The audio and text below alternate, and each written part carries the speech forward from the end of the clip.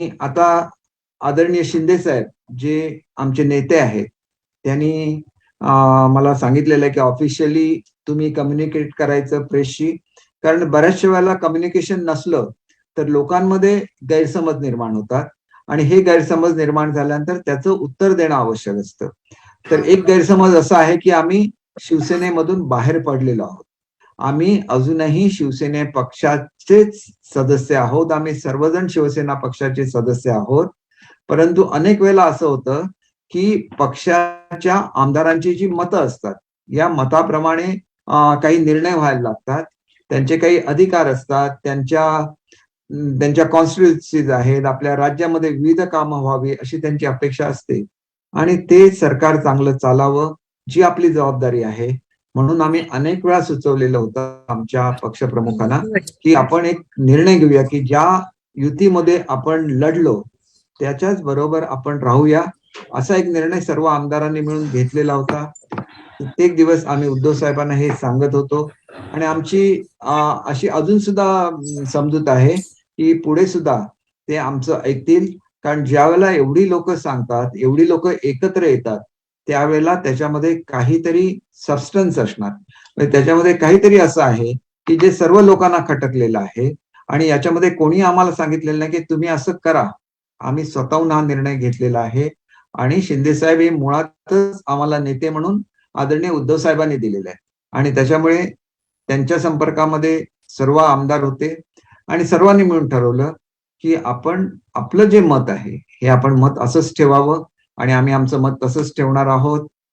जे 2/3 बहुमताचा जो विषय आहे हा कॉन्स्टिट्युशनल रिक्वायरमेंट आहे की घटनात्मक तरतूद अशी आहे की तुम्हाला तुमचं मत वेगळं मांडायचं असेल तर तुम्हाला ते 2/3 बहुमत लागतं आणि ते 2/3 बहुमत आमच्याकडे आहे आणि त्याच्याचमुळे ज्या मीटिंग पूर्वीचे नेते बदलण्याच्या संदर्भात सुद्धा ज्या मीटिंग झाल्या त्याच्यामध्ये 16 ते 17 आमदार उपस्थित होते.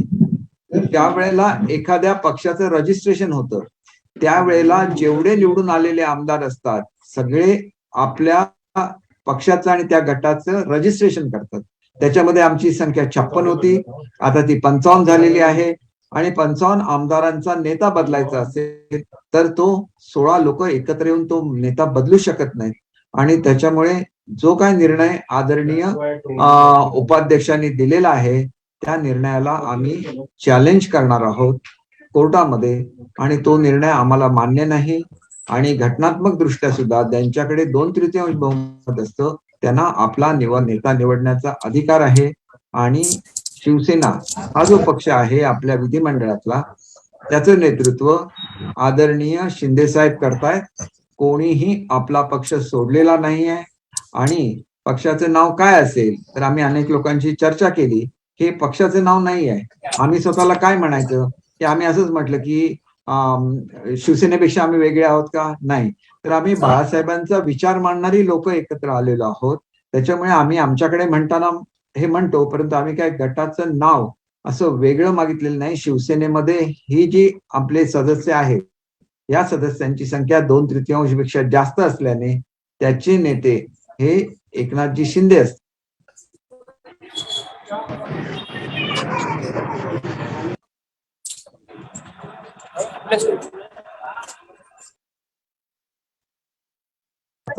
कोणाला डिस्क्वालिफाय करणार, अमुक करणार हे जे बोललं जातं, कोणीही अँटी डिफेक्शन लॉ वाचून बघावा. त्याच्यामधल्या ज्या तरतुदी आहे तुम्हाला जर पक्षाने व्हीप काढला आणि व्होटिंग मध्ये किंवा व्होटिंगसाठी ऍबसेंट राहून तुम्ही जर तो व्हीप मडला सदनामध्ये विधानसभेमध्ये तरच तुम्हाला डिस्क्वालिफिकेशन अट्रॅक्ट होतं. परंतु घाबरवण्यासाठी म्हणून आमच्या मिटिंगला नाही आला तरी तुम्ही डिस्क्वालिफाय होता असं सांगितलं जातं आणि ते ऍप्लिकेशन स्वीकारले जातात. हे योग्य नाही असं मला वाटतं आणि त्याच्यामुळे कुठल्याही परिस्थितीमध्ये ज्या वेळेला निवडून येतो आमच्यामधलेच एक सभापती होतात, आमच्यामधलेच एक उपसभापती होतात, आमच्यापैकीच एक अध्यक्ष होतात आणि आमच्यापैकीच एक उपाध्यक्ष होतात. परंतु आमच्या बरोबर आमदार हा त्यांचा जो स्टेटस असतो तो बदलतो आणि त्यांना एक कायदेशीर अधिकार प्राप्त होतो जो घटनात्मक अधिकार आहे आणि मग ते उपाध्यक्ष, अध्यक्ष किंवा सभापती, उपसभापती होतात. त्याच्यामुळे त्या पदाचं जी मान आहे ती शान आहे ते कायम महाराष्ट्रामध्ये ठेवली जाणार याची मला स्वतःला खात्री आहे. आणि त्याच्यामुळे मला असं वाटतं की याच्यामध्ये कुठलीही अडचण येणार नाही. आम्ही कोणीही पक्ष सोडलेला नाही आहे आणि त्याच्यामुळे जे काय आज महाराष्ट्रामध्ये चुकीचं वक्तव्य केलं जातंय आणि लोकांना रस्त्यावर उतरण्याची जी भाषा केली जाते ही भाषा चुकीची आहे. आणि त्याच्यामुळे मी सर्वांनाच आवाहन करतो, महाराष्ट्रातल्या तमाम जनतेला आवाहन करतो, सर्व शिवसैनिकांना आवाहन करतो की आपण रस्त्यावर येण्याची काहीही गरज नाही आहे.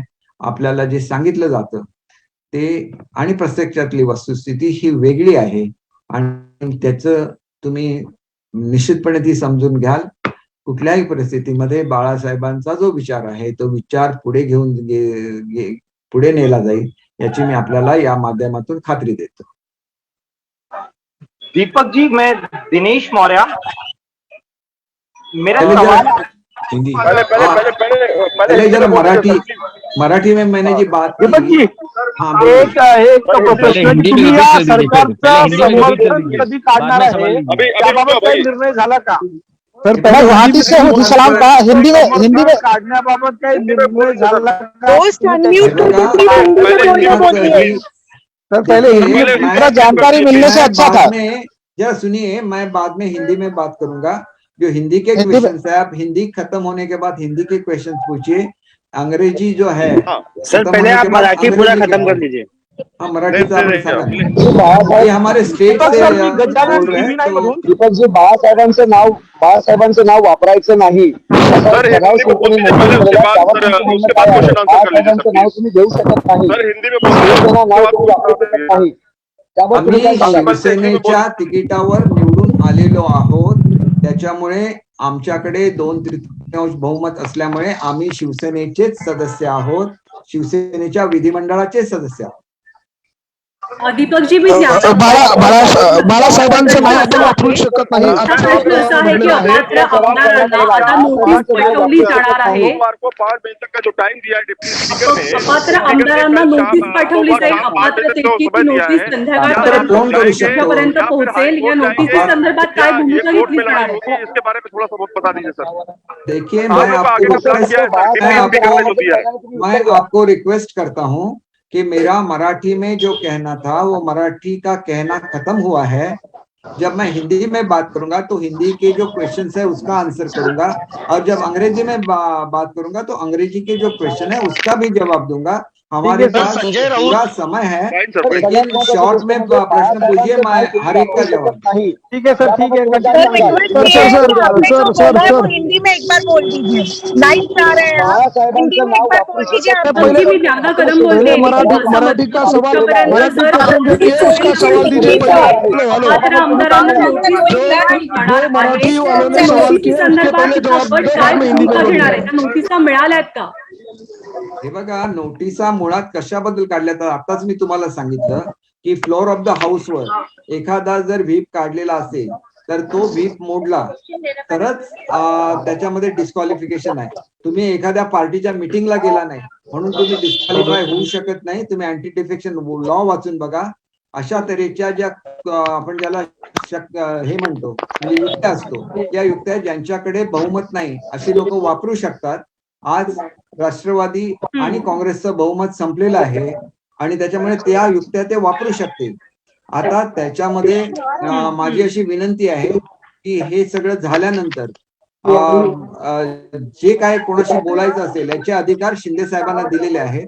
शिंदे साहेब आपल्या पक्षाच्या सुद्धा संपर्कामध्ये आहेतच, त्याच्यामुळे त्यांना जो काय निर्णय घ्यायचा तो घेऊ शकतील, पण कुठल्याही परिस्थितीमध्ये आमचा पाठिंबा काँग्रेस आणि राष्ट्रवादीला नाही। दीपक जी, हा पाठिंबा नाही पाठिंबा नाही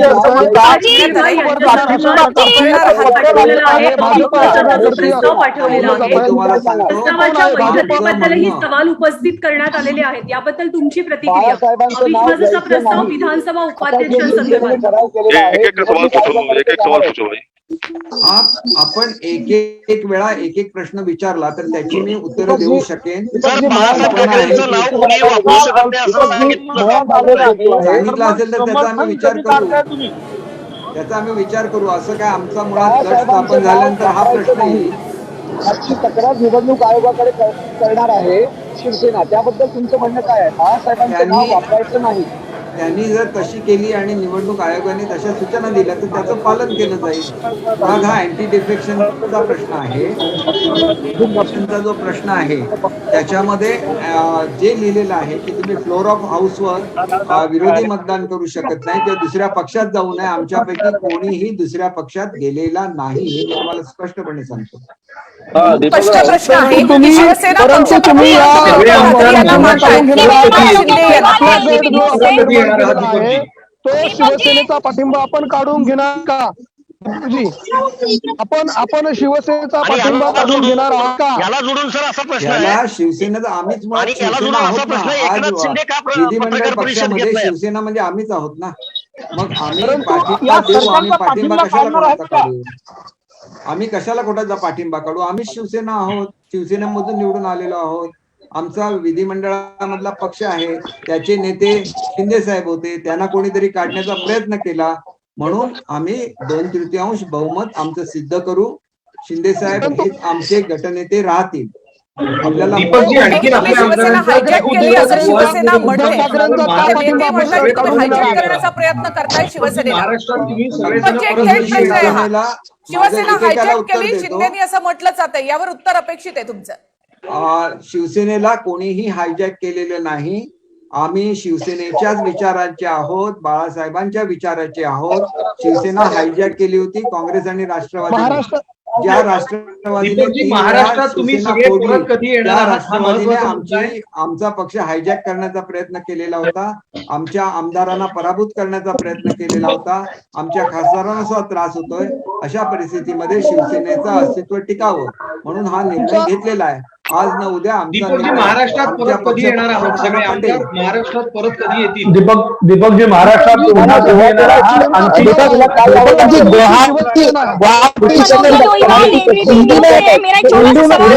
प्रश्न है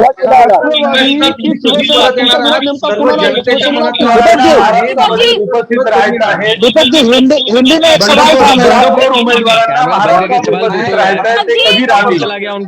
हिंदी में एक सवाल था.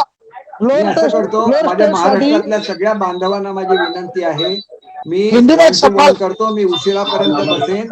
आता हिंदीचे जे प्रश्न आहेत त्याला मी उत्तर देतो, इंग्रजीच्या प्रश्नाला उत्तर देतो. मग जेवढा वेळ वाटेल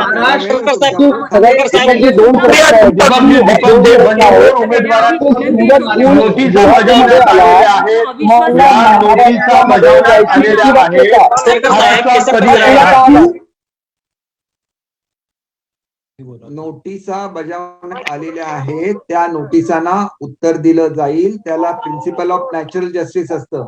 आम्ही बाहेर आहोत, उद्या शनिवार रविवार आहे आणि हे गृहीत धरून 24 तासाच्या 48 तासाच्या नोटिसा देण्यात आलेल्या आहेत. एवढी कोणतीही अर्जन्सी नाही आहे. त्याला प्रिन्सिपल ऑफ नॅचरल जस्टिस आहे, त्यांनी 1 आठवड्याची मुदत द्यायला पाहिजे होती. ती मुदत आम्ही घेऊ त्यांच्याकडून, त्यांना विनंती करून, आणि आम्ही त्याची रीतसर उत्तरं देऊ. आणि माझी खात्री आहे की अँटी डिफेक्शन लॉ ज्याला लागूच होत नाही त्याला ओढून ताणून हा ऍक्ट लावण्याचा प्रयत्न करणं ही मुळात लोकशाहीची हत्या आहे.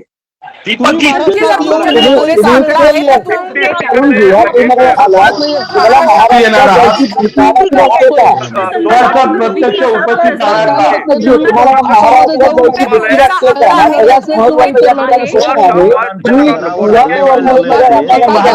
कधी येणार आहात?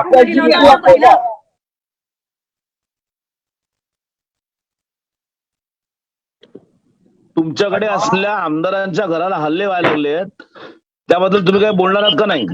निश्चितपणे बोलणार आहे. मला त्याच्याच बद्दल बोलायचं आहे की या ठिकाणी आम्हाला यायला, आता प्लीज मध्ये बोलू नका, मी बोलतोय. आपल्याला सर्वांना विनंती आहे, मी आपल्या प्रश्नाचं उत्तर देतोय की इथं तुम्ही म्हणता की आम्ही महाराष्ट्रामध्ये आलं पाहिजे आणि इथं तेच राऊत बोलतात की आम्ही रस्त्यावर उतरणार. ते आमदारांच्या घरावर, आमदारांच्या ऑफिसेस मध्ये मोडतोड करत आहेत. अशा वेळेला मला एक आठवण करून द्यायची आहे महाराष्ट्राच्या कर्तव्यदक्ष मुख्यमंत्र्यांना की त्यांनी ज्यावेळेला मुख्यमंत्री पदाची शपथ घेतली त्याला घटनेची एक शपथ असते ती कोणाच्या बद्दल ममत्व किंवा कोणाच्याही बद्दल आकस न बाळगता मी माझं कर्तव्य पार पाडेन. आणि आता ते घटनात्मक कर्तव्य पार पाडण्याची वेळ आलेली आहे. त्यांनी ताबडतोब आदेश केला पाहिजे की सर्व त्यांचे जे कार्यकर्ते आहेत त्यांनी ही मोडतोड बंद करावी आणि कायद्याचं पालन करावं. हे घटनात्मक कर्तव्य आहे. सर एकच प्रश्न आहे सर, एकच प्रश्न आहे सर. मुख्यमंत्र्यांना त्याचं आव्हान देत आहे, ते तुमचे पक्ष प्रमुख आहे, त्यांना त्याचं आव्हान त्यांना विनंती केलेली आहे. मुख्यमंत्र्यांना आव्हान देत आहे. ते अत्यंत कर्तव्यदक्ष मुख्यमंत्री आहेत, मुख्यमंत्री आहेत. त्यामुळे मी त्यांना आठवण करून दिली की हे तुमचं कर्तव्य आहे. हे कर्तव्य त्यांनी पार महाराष्ट्रात पाडावं. सगळे आमदार सर, कधी येतील? शिवसेनेच्या घटनेनुसार पक्षप्रमुखांना सर्व अधिकार आहेत. तर सर तुमच्या गटाच्या अतिशय विश्वासू म्हणून मातोश्री आणि उद्धव साहेब कायम आपल्याकडे बघत होते, तर आपण देखील त्या गोटात शिंदे गटामध्ये सहभागी झालात. उद्धव ठाकरेंना एकाकी पाडले असं वाटत नाही का? अजूनही मी विश्वासू आहे. एक गोष्ट लक्षात ठेवा, बाळासाहेब अपेक्षित होतं महाराष्ट्रामध्ये, करून दाखवलेलं आहे. त्याच्यामुळे विश्वासार्हता आणि एकनिष्ठता याच्याबद्दल मला कोणी सांगू नये. मी अनेक वेळा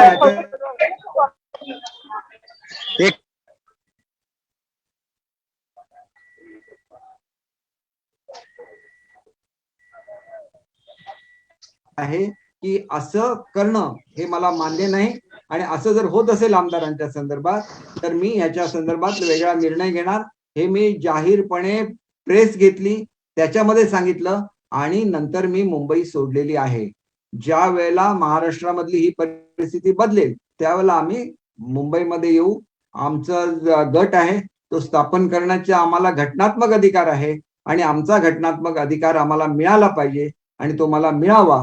ही घडलं पाहिजे महाराष्ट्रामध्ये. आणि मग महाराष्ट्रामध्ये जर घटनेचं उल्लंघन होत असेल तर मग त्याच्यासाठी कोर्टाचा मार्ग मोकळा आहे. आता मी हिंदी में बोलू का? म्यूट केलं, तुम्ही बोला. मैं अभी हिंदी में बात करता हूँ. देखिए, हम लोग अभी भी शिवसेना में हैं.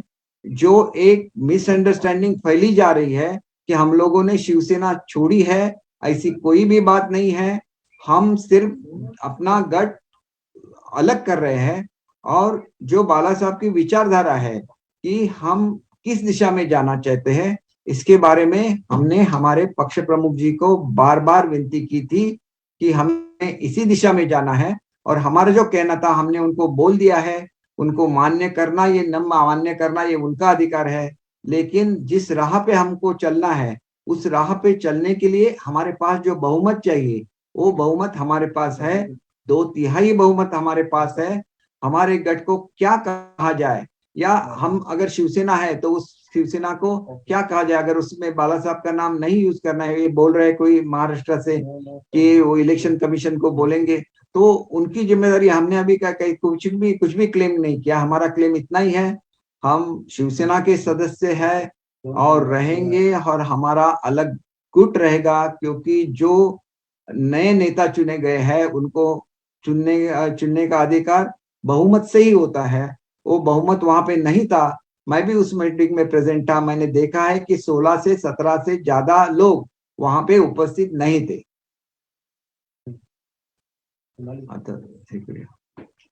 तो आपको कुछ सवाल पूछना होगा तो आप जरूर पूछिए, लेकिन उससे पहले मैं आपको एक चीज बोलना चाहता हूं कि मेरी एक रिक्वेस्ट है ऑनरेबल चीफ मिनिस्टर से कि वो कॉन्स्टिट्यूशनल हेड है महाराष्ट्र के, तो उनका ये कर्तव्य है कि आज जो दंगे चल रहे हैं महाराष्ट्र में वो तुरंत एक बार वो कॉल करेंगे तो ये सब दंगे बंद हो जाएंगे.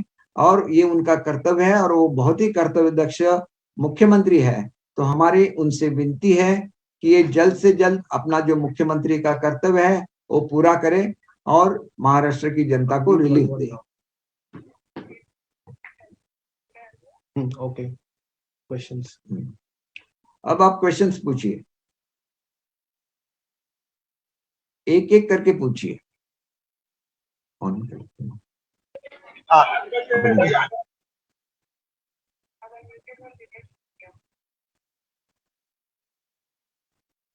आपण हे करू शकतो ना, कोणाला चूज करायचं?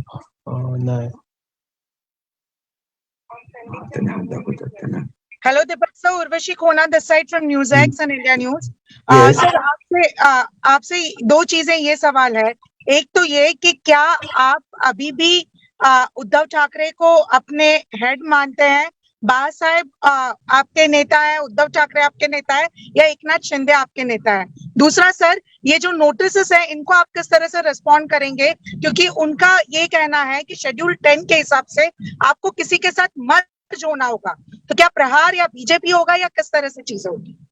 नहीं, मर्ज होने की जरूरत नहीं है। जिन्होंने भी अपना अलग गुट बनाया था उनको अलग बैठने की व्यवस्था हर जगह पे हो चुकी है, होती है। जब मुंबई कॉरपोरेशन में अलग गट बना था मनसे का, तो उनको अलग से रिकॉग्निशन दी गई थी। तो ये सब बातें होती रहती है और जो भी अरेंजमेंट होगा, हम लोग मर्ज नहीं हो रहे। आपके सवाल का जवाब है कि हम किसी भी पार्टी में मर्ज नहीं हो रहे।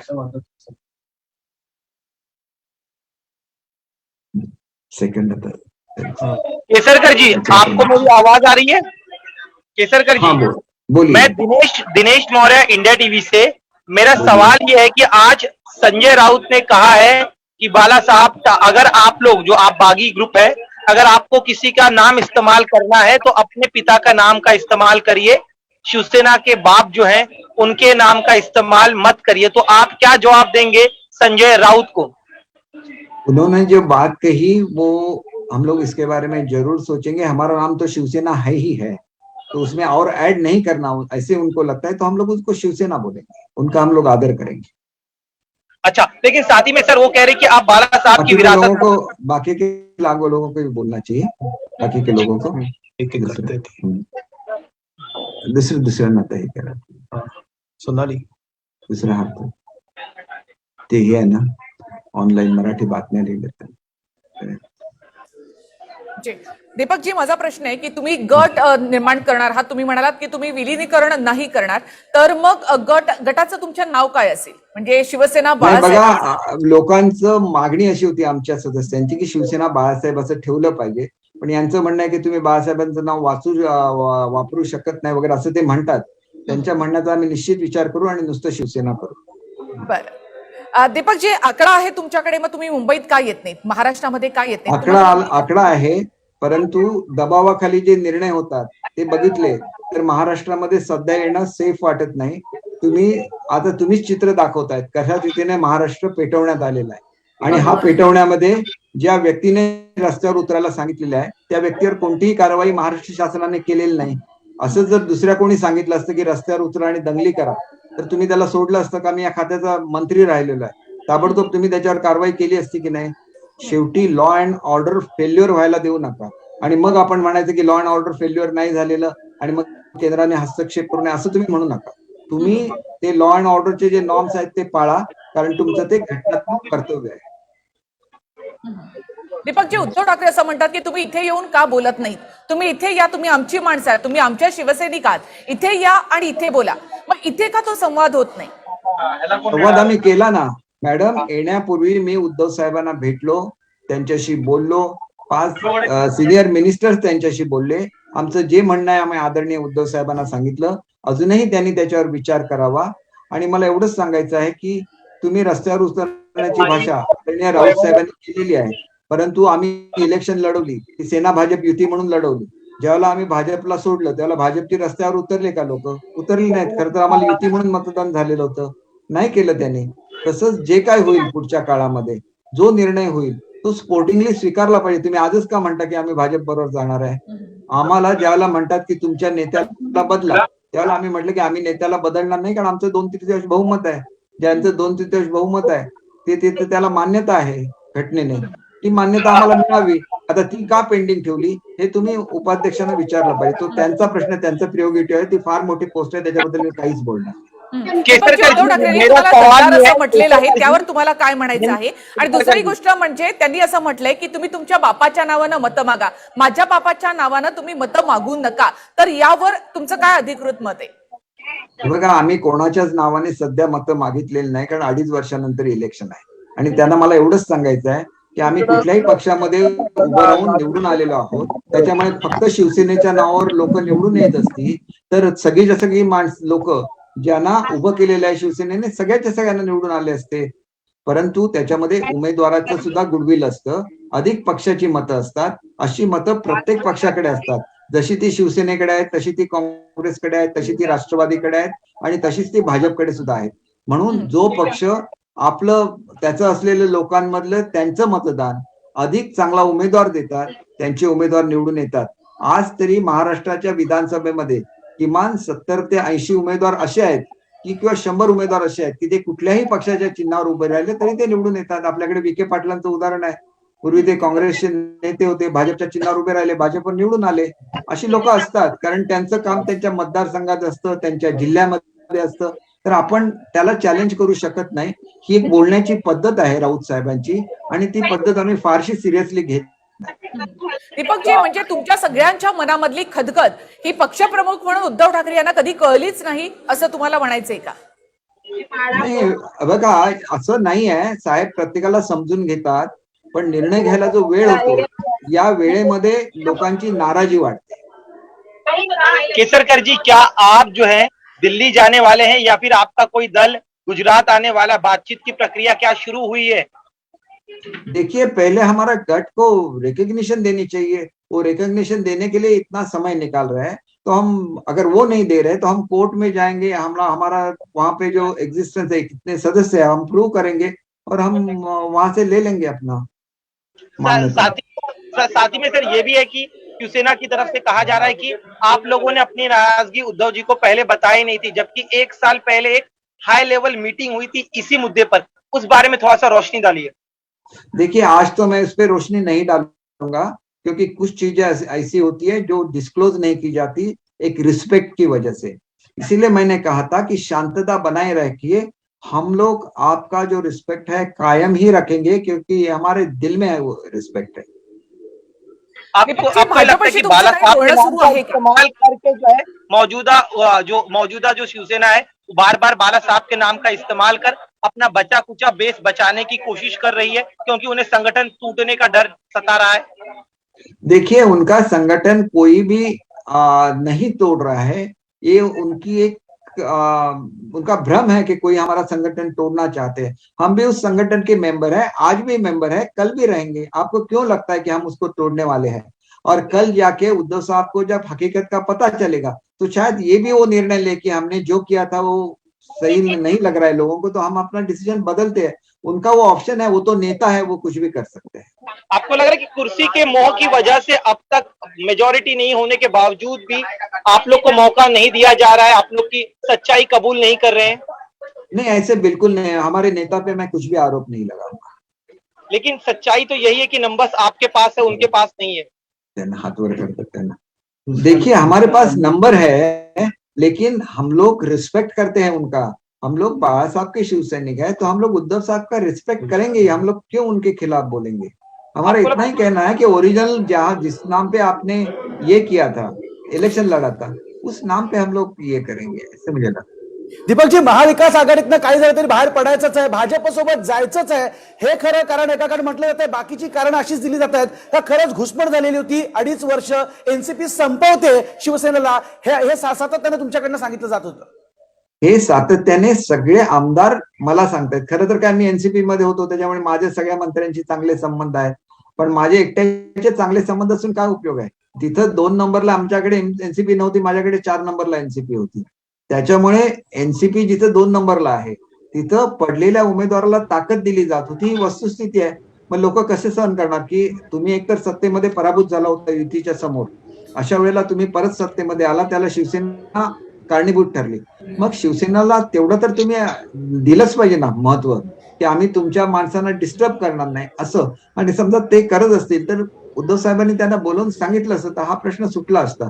कुठल्याही प्रश्नाची ग्रॅव्हिटी लक्षात आली नाही, त्याच्यावर निर्णय झाला नाही, त्याच्यातून ही परिस्थिती उभी राहिलेली आहे.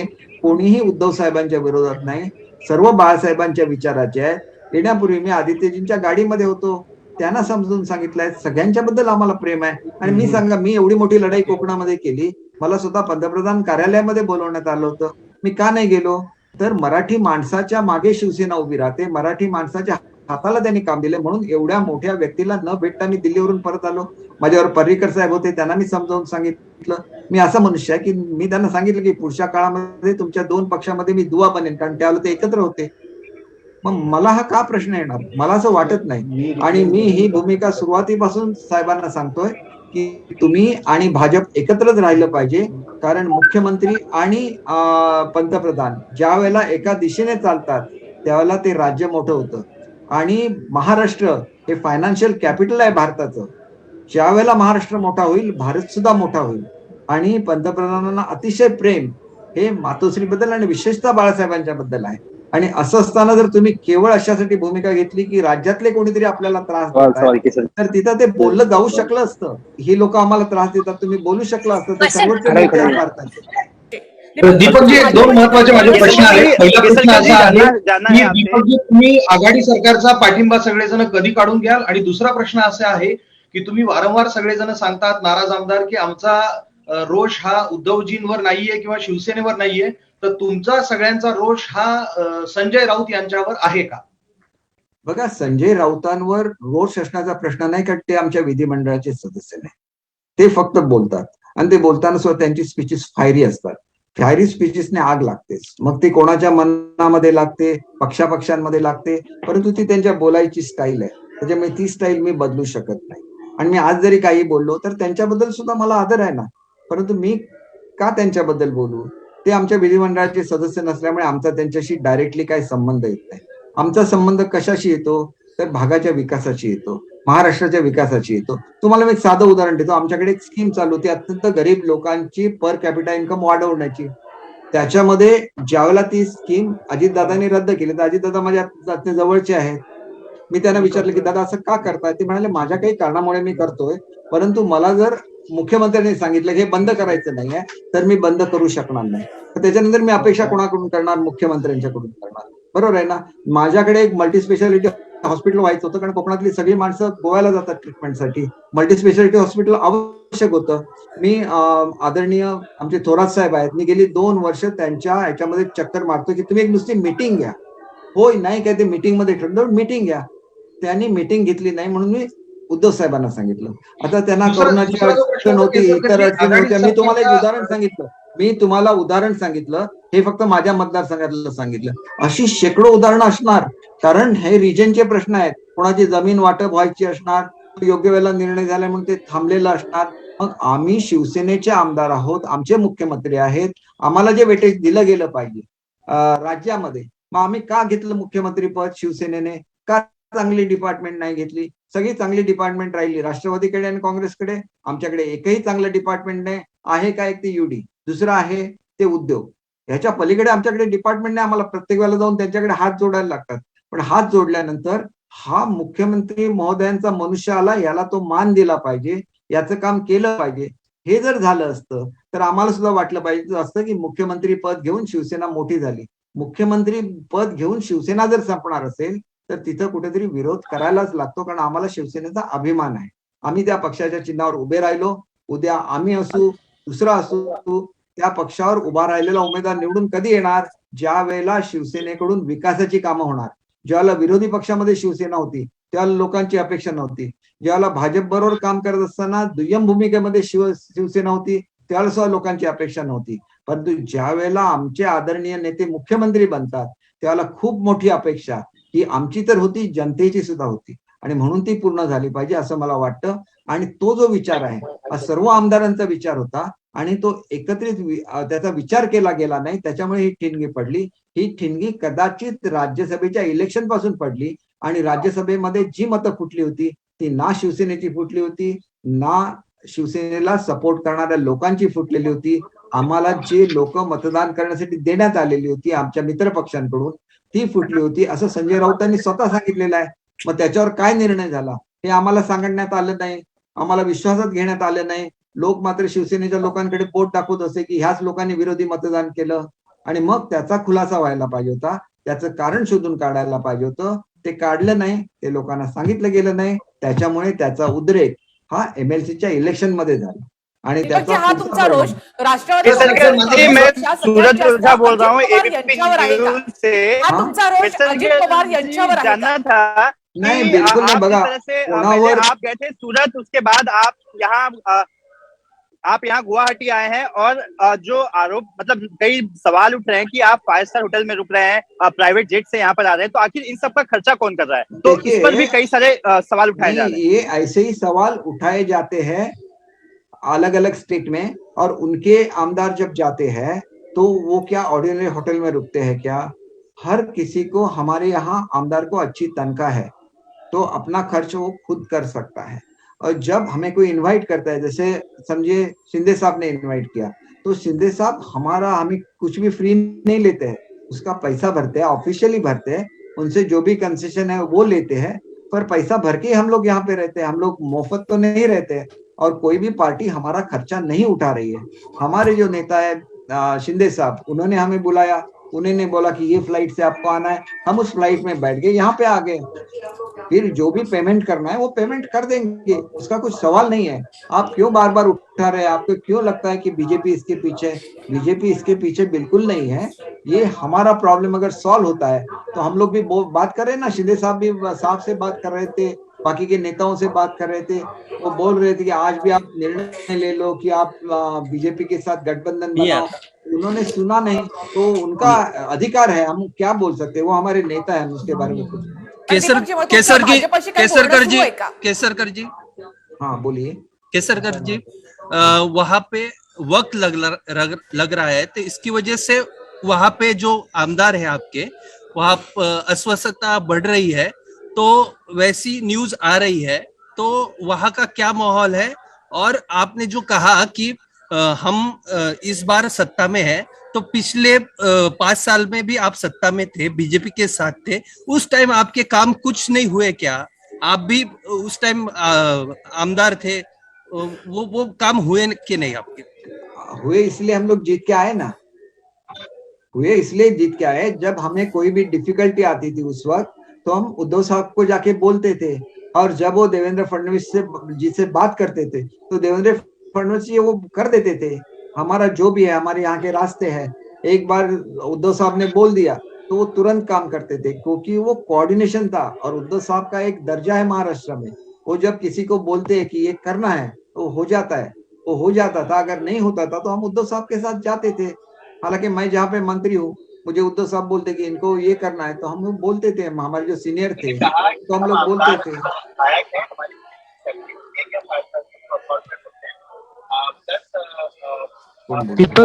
केसरकर जी, एक म्हटलं जात आहे की तुम्ही ईडीच्या भीतीमुळे भाजपसोबत गेलेला आहे, नेमकं काय कारण आहे?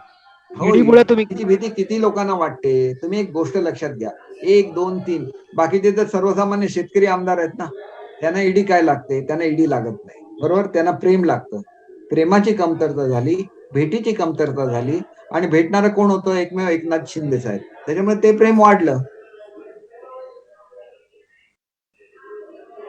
केसरकरजी, तुम्ही बीजेपीशी संपर्कात आहात का? तुमचं काही बोलणं सुरू आहे बीजेपीशी?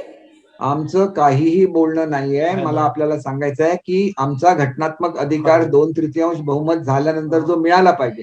आता घटनात्मक अधिकारासाठी किती वेळा बोलायचं? घटनात्मक अधिकार असाच मिळाला पाहिजे.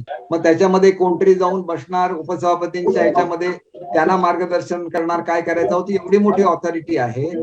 मी पुस्तक वाचा, आमच्या सह्या कन्फर्म करा, आम्हाला मान्यता द्या, आम्ही ताबडतोब येतो महाराष्ट्रामध्ये. बीजेपीकडनं तुम्हाला काही ऑफर मिळालेली आहे का? म्हणजे शिंदे साहेब त्यांच्या व्हिडिओमध्ये असं म्हणाले होते की चांगलं प्रोफाईल आपण मागून घेऊ, चांगली खाती आपण मागून घेऊ, असं त्यांचं त्या व्हिडिओमध्ये होतं. तर तसं काही ऑफर आली आहे? शिंदे साहेब नेते म्हणून आम्ही शिंदे साहेबांना सर्वाधिकार दिलेला आहे मॅडम, आणि त्याच्यामुळे असं आहे की शिंदे साहेब जे काय करणार, ह्या वाटाघाटी पूर्वी ज्या वेळेला मुख्यमंत्री उद्धव साहेब झाले त्यावेळेला चांगली खाती मागितली नाही, आणि त्याच्यामुळे आम्हाला जे सहन करायला लागलं, त्या पार्श्वभूमीवर आम्ही नेहमीच म्हणणार की चांगली खाती मागून घ्या, तर आपल्या लोकांची आपण कामं करू शकतो. कारण आम्ही त्यांच्याकडे जी खाती असतात ते आपल्या पक्षालाच न्याय देतात, त्यांनी संपूर्ण महाराष्ट्राला न्याय दिला पाहिजे, आणि आमच्या वाटेला जी खाती शिंदे साहेबांच्या वाटेला येतील ते प्रत्येकाला न्याय देतील. केसरकरजी, रवींद्र आंबेकर बोलतोय. नमस्कार आंबेकर साहेब. माझा प्रश्न असा आहे की माझा प्रश्न असा आहे की भाजप बरोबर सरकार बनवण्याचं तुमचं हॅलो. तर अशा वेळेला तुम्ही आम्ही आंबेडकर साहेब आम्ही उद्धव साहेबांना सांगत होतो की तुम्ही भाजप बरोबर सरकार बनवा, कारण आपण भाजप बरोबर युती करून लढवली नाही इलेक्शन, मग त्यांच्यावर सरकार बनवण्यामध्ये काय कमीपणा आहे? केसरकर जी एक सवाल माझा मुद्दा टेक्निकल मुद्दा आहे. प्रश्न असा आहे की तुम्ही म्हणताय, केसरकरजी प्रश्न असा आहे की तुम्ही म्हणताय की भाजपची कोणती साथ आम्हाला नाही. तुमचा गट फॉर्म झाल्याच्या नंतर तुम्ही काय करणार? माझा मुद्दा टेक्निकल आहे. भारतीय जनता पक्षाबरोबर जर सरकार बनवण्याचा तुम्ही ठरवलेला आहे तर मर्जर न तुमच्याकडे कायदेशीर. हे बघा, हे लोक ज्यांना हा गट फॉर्म करतोय आम्ही त्यांना भीती दाखवण्यासाठी म्हणतात की तुम्हाला भाजपमध्ये गेलंच पाहिजे. असं काही नाहीये. तुम्ही स्वतंत्र गट म्हणून बसू शकता. अनेक वेळेला हे घडलेलं आहे आणि स्वतंत्र गट म्हणून त्या ठिकाणी मान्यता मिळालेली आहे. तुम्ही एक गोष्ट लक्षात घ्या की ज्या वेळेला राणेसाहेबांनी सोडली शिवसेना त्यावेळेला त्यांच्याकडे पुरेशी स्ट्रेंथ नव्हती. फक्त 20 आमदारांना घेऊन ते बाहेर पडले म्हणून त्यांना राजीनामा द्यायला लागला आणि म्हणून त्यांना नवीन इलेक्शन लढवायला लागले. ज्यांच्याकडे 2/3 मेजॉरिटी कोणाची होऊच शकत नाही असं आजपर्यंत महाराष्ट्रामध्ये बोललं जात होतं. त्याच्यामुळे आम्ही बघायचो की काँग्रेस सगळ्यात कमी संख्या आहे तर त्यांची 2/3 कोणतरी फोडतंय का, राष्ट्रवादीचे काय फोडतंय का, पण तसं घडलंच नाही. आमच्याच पक्षामध्ये असं व्हायला लागलं की आमदारांचं कोण ऐकत नाही, आमदारांना कोणाची भेट मिळत नाही आणि त्यांचे मतदारसंघामध्ये पुढे ते पराभूत होतात की काय अशी परिस्थिती ज्यावेळेला निर्माण व्हायला लागली त्यावेळेला आमच्याच आमदारांनी हा घेतलेला निर्णय आहे. तो निर्णय आम्ही पक्षप्रमुखांना कळवलेला आहे. पक्षप्रमुखांनी त्या निर्णयाचा सहानुभूतीपूर्वक विचार करावा आणि आज सुद्धा आम्ही सांगतो त्याप्रमाणे महाराष्ट्रामध्ये घडलं तर महाराष्ट्राचाही विकास होईल, शिवसेना सुद्धा मोठी होईल असं आम्हाला वाटतं. आणि ती शिवसेना मोठी करण्यासाठी जे कष्ट करायला लागेल ते आम्ही करायची आमची तयारी आम्ही पुरेसा करतो. आता सॉफ्ट करू. एबीपी माझाचा एक तांत्रिक मुद्द्यावरनं प्रश्न आहे. नरहरी झिरवाळ यांच्या विरोधातला अविश्वासाचा प्रस्ताव तुमच्या गटानं नेमका कसा दिला होता? कारण तो ऑनलाईन आला, तो एका ईमेल आयडी वरनं आला ज्याची पडताळणी अजून करणं बाकी आहे. तो फेटाळलाय प्रस्ताव नेमका कसा दिला गेला होता? आपल्यावरचाच प्रस्ताव फेटाळणं हे मॅडम कितपत योग्य आहे, किती नीतिमत्ता त्याच्यामध्ये आहे हे आपण विचार केला पाहिजे. आणि तुम्हाला त्याच्यामध्ये अधिकचं काय पाहिजे असेल तर तुम्ही ते मागून घेतलं पाहिजे. कारण प्रस्ताव ज्या व्यक्तीकडे असेल म्हणजे आरोपी आणि जज एकच असू शकत नाही वस्तुस्थिती आहे. परंतु महाराष्ट्रामध्ये काय झालंय की दुर्दैवाने आपल्याकडे सभापती नाहीत आणि अध्यक्ष नाही आणि त्याच्यामुळे उपाध्यक्ष आणि उपसभापतींकडे ही जबाबदारी आलेली आहे. शेवटी या एवढ्या मोठ्या पोस्ट आहेत की त्यांच्या विरुद्ध आम्ही काय बोलू शकत नाही. आम्ही फक्त त्यांच्या विरुद्ध अविश्वासाचा ठराव मांडू शकतो.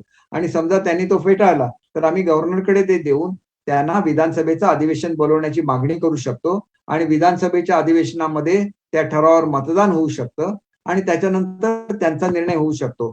पण जनरली एक असं आहे की ज्या वेळेला एखाद्या व्यक्तीवर अविश्वासाचा ठराव येतो, आता त्यांनी काय केलं हे सगळ्या टेक्निकल गोष्टी करतात. आम्ही अगोदर अविश्वासाचा ठराव दिलेला आहे, त्याच्यानंतर डिस्क्वालिफिकेशनचे ऍप्लिकेशन आले तर डिस्क्वालिफिकेशनचे ऍप्लिकेशन आपण हे करता आणि अविश्वासाचा ठराव अगोदर आलेला तो का नाही एंटरटेन करत?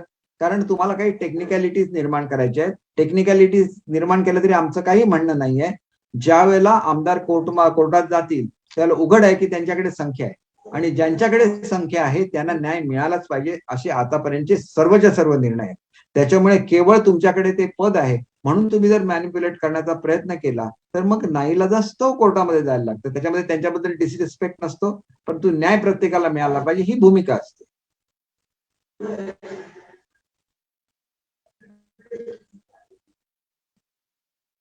तुम्ही राज्यपालांकडे परेड करणार आहात का? आवश्यकता असेल तर आम्ही परेड करू, कारण आमच्याकडे खरीच लोक आहेत. तुम्ही ते व्हिडिओवर बघता, त्यांचे पर्सनल व्हिडिओज आम्ही काढलेले आहेत की त्याच्यामध्ये आम्ही आमच्या स्वखुशीने इथं आलोय, आम्ही व्यवस्थित इथं आहोत, सगळं त्याच्यामध्ये लिहिलेलं आहे. आणि व्हिडिओ कॉन्फरन्सिंगवर आता अख्खं गव्हर्नमेंट चालतंय तर व्हिडिओ कॉन्फरन्सिंगवर बोलावं ना कोणी ते आमच्याशी, काही हरकत नाहीये. ती सुविधा आहे ना. करोनामध्ये मीटिंग कशा होत होत्या, सगळ्या व्हिडिओ कॉन्फरन्सिंगवर होत होत्या. घ्या तसं व्हिडिओ कॉन्फरन्सिंग.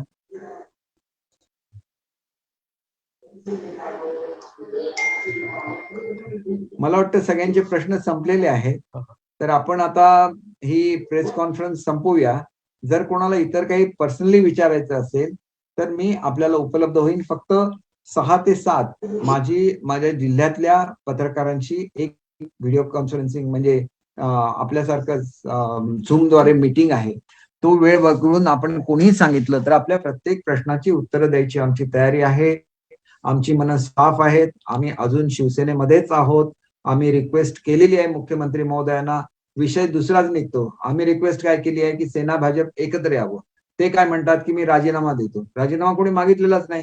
लोकांना भावनिक हे करायचं असं होऊ नये. शेवटी ते नेते आहेत आणि त्यांनी पक्ष एवढा बाळासाहेबांच्या नंतर चालवलं, त्यांच्याकडून आमच्या वेगळ्या अपेक्षा आहेत. त्या अपेक्षा पूर्ण व्हाव्या एवढीच आम्ही ईश्वरचरणी प्रार्थना करतो. थँक्यू. नमस्कार. आभार.